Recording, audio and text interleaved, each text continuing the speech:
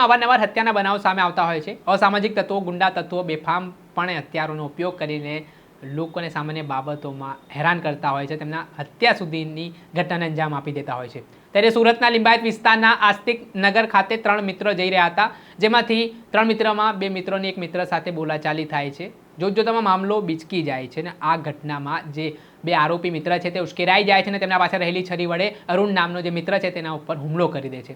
આ ઘટનામાં અરુણને ગંભીર ઇજાઓ પહોંચે છે। લોહી લુહાણ હાલતમાં અરુણ ઢળી પડે છે। સરા જાહેરમાં હત્યાનો બનાવ સામે આવે છે અને પોલીસને જાણ થતાં પોલીસની ટીમ પણ ઘટના સ્થળે દોડી આવી હતી। આ ઘટનાને અંજામ આપ્યા બાદ બંને આરોપીઓ ત્યાંથી નાસી છૂટે છે। આ મામલે સ્થાનિક પોલીસ સ્ટેશન ખાતે બંને આરોપીઓ સામે પોલીસે હત્યા અંગેનો ગુનો નોંધ્યો છે। ત્યારે ઘટનાને લઈને શું કહી રહ્યા છે સુરતના ડીસીપી ભગીરથ ગઢવી તે સાંભળી લો।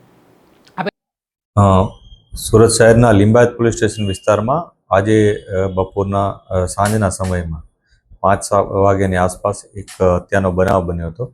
આ ઘટનામાં મરણ જનાર અરુણ પાટીલ છે, એ એના 2 મિત્રો સાથે બેઠેલો હતો, એના જે પરિચિતમાં છે। એકનું નામ દેવીદાસ સુખદેવ કરીને છે, દેવીદાસ ઉર્ફે ડેવિડ, અને બીજાનું નામ છે સની હલવાઈ। આ બંને જણાએ થઈ અને અરુણ પાટીલની હત્યા નિપજાવી હતી। કોઈ અગમ્ય કારણસર બંને વચ્ચે કોઈ ઝઘડો થયા હોવાનું જાણવા મળ્યું છે અને એ બાબતની પોલીસ અત્યારે તપાસ કરી રહી છે। જે આરોપીઓ છે એને અમે આઈડેન્ટિફાઈ કરી અને એ લોકોને હસ્તગત કરવાની કાર્યવાહી અત્યારે ચાલુ છે અને જે ભોગ બનનાર છે એનું પોસ્ટમોર્ટમનું કરાવડાવી કામગીરી અને બાદમાં અમે આગળની કાર્યવાહી કરીશું।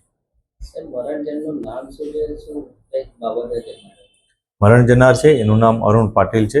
એ એના બંને જે પરિચિત વ્યક્તિઓ છે એની સાથે બેઠેલા હતા અને અચાનક બંને વચ્ચે ત્રણેય વચ્ચે મતલબ ઝઘડો થયો।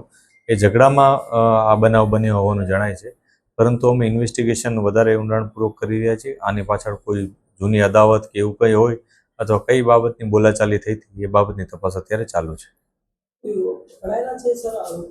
આરોપીઓને અત્યારે હસ્તગત કરવાની પ્રક્રિયા ચાલુ છે।